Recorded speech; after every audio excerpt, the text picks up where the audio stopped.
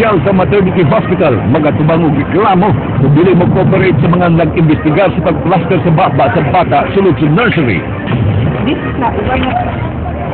DSWD way kwarta alang sa paglukat sa mga relief goods nga natanggong sa Cebu International Port. Kapitolyo misugyot nga hangyoon na lang nga dili kini pabayran. Rotational brownouts ipatuman tungod sa pag-shutdown sa tulo ka mga planta sa kuryente sa Kabisayan. 200 megawatts na supply mawagtang. Dunay pagpanika sa mga hepe sa kapulisan sa dakbayan sa Cebu sa ilang pag-report sa crime data sa milabay tuig. Revalidation sa crime statistics mipakita nga ang krimen mikunhod karong tuiga. Usa sa mga suspect sa pagkulata o pagpatay sa usa ka pumapalit sa Gaisano Metro nadakpan.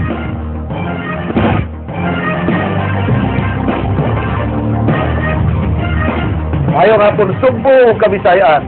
Ani ang labing lapas ng mga balita hatod kaninyo sa kinatibok ang pwersa sa News 5. Ako si Frank Balilong Jr. Ihatod na mo ang mas komprehensibong impormasyon. Ako si Georgia Herrera.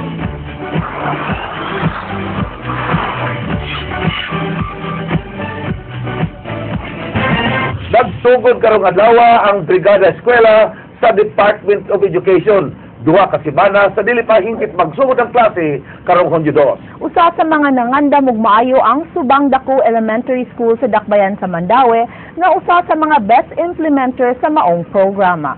Sa Dakbayan sa Sugbo, nasuta nga daghan pang mga tuhaan nga kuwang pa og mga lawak sa ringan. Ryan Sorote, sugid limi.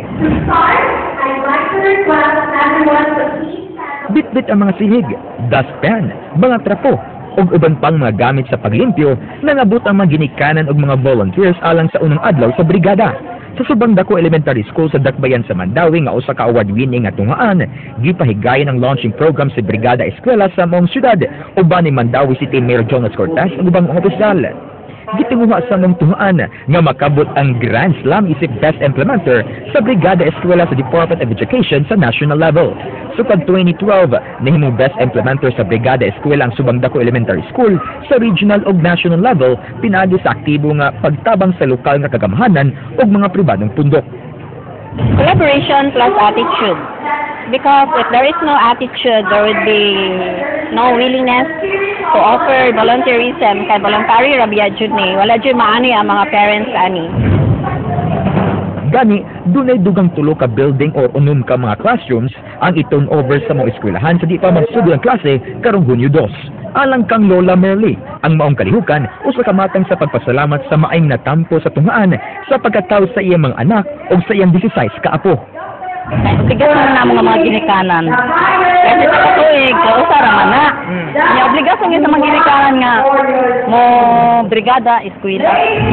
Nagahinsab sa ilang panahon ang mga sakop sa kapulisan o Bureau of Jail Management and Penology. Sama sa kapulisan sa San Nicolas Police Station sa Dakbayan sa Sugbo, mo'y nagpanday sa kusina sa Sawang Calero Elementary School. Matod sa hepe ni ini, nagawa sa pagtabang nila sa Brigada Eskwela, ilausab na tabangan ng maong tungaan, kalabot sa seguridad ni ini, labi na sa mga kabataang nagtungha sa maong dapit. Ni-commit me sa peace and order, of course, sa peace and order sa whole barangay of Sawang and then Sawang Elementary School, no? And, naa sila'y parents patrol na organization within the school. So ang PNP kami as Police Station 6 mo join me sa parents patrol as an organization nila to monitor the children kung mitabang sab sa pagpaglimpyo ang mga trabahante sa usa ka bangko nga misagop sa Sawang Calero. Gani mihatag sila mga construction materials aron mas mapanindot ang maong tungaan. Kada branch na mo na sila i-adopt na school or kanang near their kanang vicinity kay para asas kung asa sila mo participate og Brigada Eskwela. Sa gihimong pakisusi ni Vice Mayor Edgar Labella iyang nasuta nga daghan og magkuwang og classroom. Ang pagkita og classroom. So mo na usa ka area of improvement atong gikinahanglan. Okay na? Ryan Sorote, News 5. Sa gihimong revalidation sa investigation and detective management branch sa Cebu Office, nasuta nga dunay pagpanika sa crime statistics sa tuig 2013 sa Police Station 2. Isuta pa kung si kinsa ang hahipi ang nitago sa baong mga records. Andrea Patenia, Sugilimi. Ang nakadiscover na investigators po. Nahuman na sa Investigation and Detective Management Branch sa Cebu City Police Office ang revalidation sa ilang crime statistics ni atong miaging tuig ug giingong dunag yun kini sayop tungod sa pagtago sa usa ka station chief sa tinud-anay nga record sa mga insidente sa krimen. Nadiskubrehan ni IDMP Chief Inspector Eileen Recla ang usa ka investigator's book sa Police Station 2 nga adunay kapin sa 700 ka kaso sa krimen gikan Enero hangtod Agosto sa tuig 2013 nga wa giapil og blotter ug gi-report sa ilang station chief. Mao nga gitahasan ni Recla si Police Chief Inspector David Senyor ang kanihepe sa Station 2 sa pagsumite og written explanation kabahin niini. Apan sa inisyal nilang panagstorya ni Senyor, midepensa kini nga ang maong gitagong investigator's book di ubos sa iyang termino. Kahinumduman nga sa wa pamilingkod si Senyor, nahimong hepe sa Station 2 silang Senior Inspector Chuck Barandog ug Chief Inspector Renero Agustin. Gisuta pa kung kinsa sa duha ang tuyong mipaus-os sa ilang crime statistics. Dili kinahanglan na mahadlok para mutasok kayo nila, especially dili sa Cebu City. Kaya mo na siya itool na to para ma-access din na to ang real ko ang sapan. Para makaprovide din ka ang real assessment sa kan. So, sa dan. Mato ni Cebu City Police Office Director Senior Superintendent Noli Romana nga kung masuta na kung kinsa gyud ang sad-an, mag-atubang kini kasong administratiba.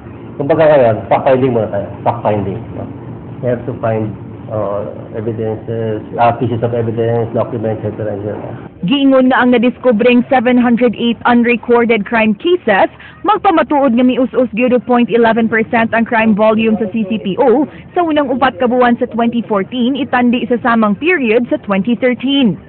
Sa laing bahin, laing lahugay na sabang gipatuman sa CCPO. Kahinumduman nga baguhay lang nga gibaylo ang pwesto ni Senyor sa Station 2 ug ni Senior Inspector Alan Rosario sa Police Station sa Guadalupe. Apan kagahapon, gibalik na sab ni Romana si Rosario sa Guadalupe kay daghan pa kuno kinig humanon nga proyekto.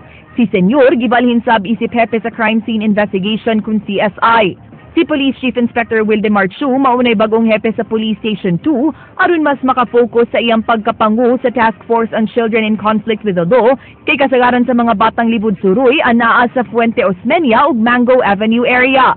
Samtang si Senior Inspector Wayne Magbanwa maunay hepe sa Cebu City Police Station 3 gikan sa pagka-Deputy Chief sa City Intelligence Branch. For the following days, mag-courtesy call sa mga community, for example, sa Santo Niño, sa simbahan, sa mga pari, sa eskwelahan, at sa mga stakeholders sa Station 3. Giklaro ni CCPO Director Noli Romana nga human ang 3 ka buwan, ipaubos na usab nila sa evaluation ang performance sa tanang mga police station commanders dinhi sa Dakbayan sa Subo ug kini mao'y ilang himuong basihanan kung angay na sa basilang hulipan o ipabilin sa ilang mga pwesto. Andrea Patenia, News 5.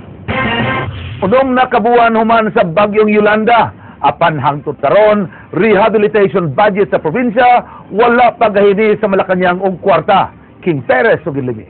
Ano procedure no? Sa gilkuan, but of course, moabot ang punto po nga moral frustrating usahay no.